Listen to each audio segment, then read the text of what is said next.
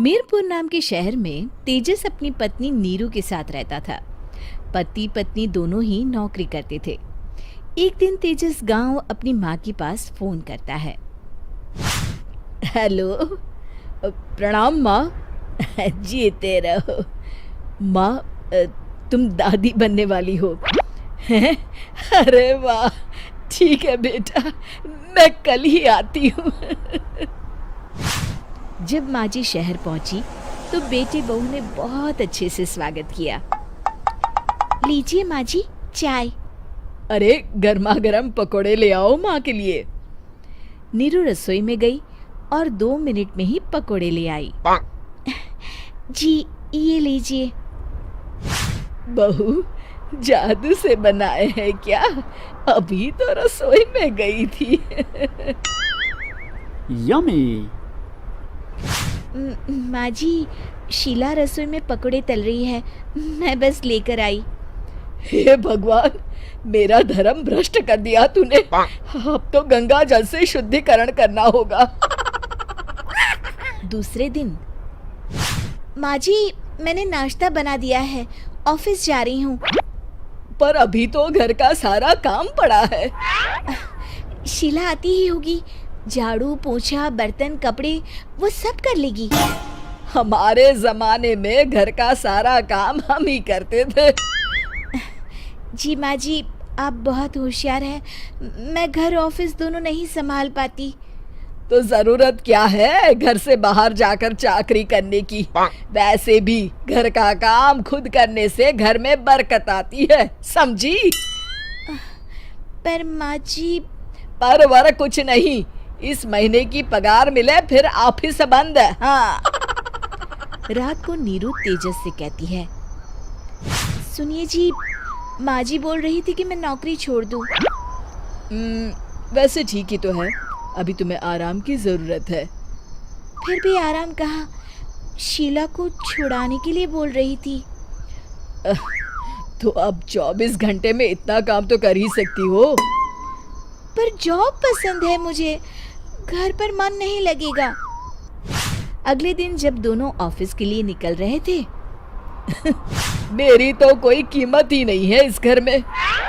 माँ जी, आजकल महंगाई बहुत है, रहन सहन भी बदल गया है, दोनों नौकरी करते हैं तभी ठीक रहता है। अच्छा, तू कहना क्या चाहती है?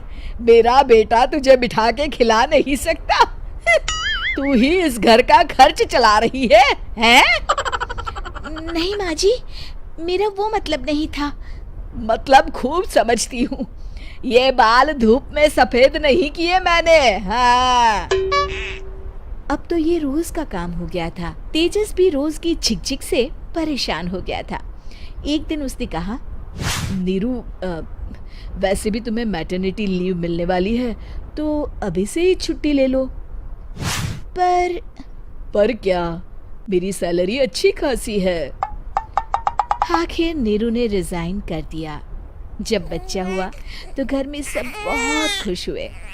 कुछ दिनों बाद तेजस फाइल देख रहा था। क्या हुआ तेजस, कुछ परेशान लग रहे हो? हाँ, वो हमारी जितनी सेविंग्स थी वो तो हॉस्पिटल में और छठी के फंक्शन में खत्म हो गई है नीरू। और अभी वैसे मंदी चल रही है तो मैं बोल रही थी कल मुन्ना को हेपेटाइटिस का टीका लगवाना है। नीरू, क्या पोस्टपोन नहीं कर सकते? नहीं जी, बिल्कुल नहीं। अब तेजस को समझ में आ रहा था कि उससे गलती हुई है। पैसों की कमी का असर घर के माहौल पर भी पड़ रहा था। अगले दिन, बेटा मेरा चश्मा और ये दवाइयाँ ले आना, पर्चा देते हुए माँ जी ने कहा। जी। तेजस, मुन्ना के लिए दूध का डिब्बा और डायपर भी ले आना, और ये किराने के सामान की लिस्ट है, इसे भी लाना है। तेजस गुस्से में लिस्ट मरोड़कर फेंकता है और चिल्लाता है, पैसे क्या पेड़ पर उगते हैं? ये ले आना, वो ले आना। अरे पर ये जरूरत का सामान ही है। वो गुस्से में बिना कुछ कहे ऑफिस चला गया। अरे लंच तो ले जाइए। नीरू दौड़कर डिब्बा पकड़ाती है एक दिन खाना खाने के बाद, नीरू, अब तो मुन्ना कुछ बड़ा हो गया, तो अब तुम वापस ज्वाइन कर लो ना जॉब। पर इस रिसेशन में जॉब मिलना बहुत मुश्किल है।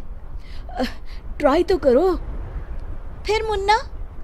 माँ जी है ना, और एक फुल टाइम मेड भी लगा लेंगे।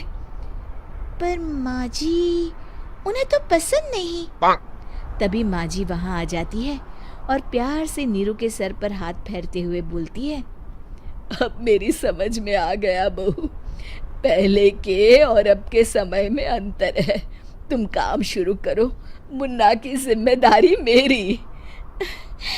मेरी प्यारी माँ जी, ये कहकर नीरू उनके गले लग गई।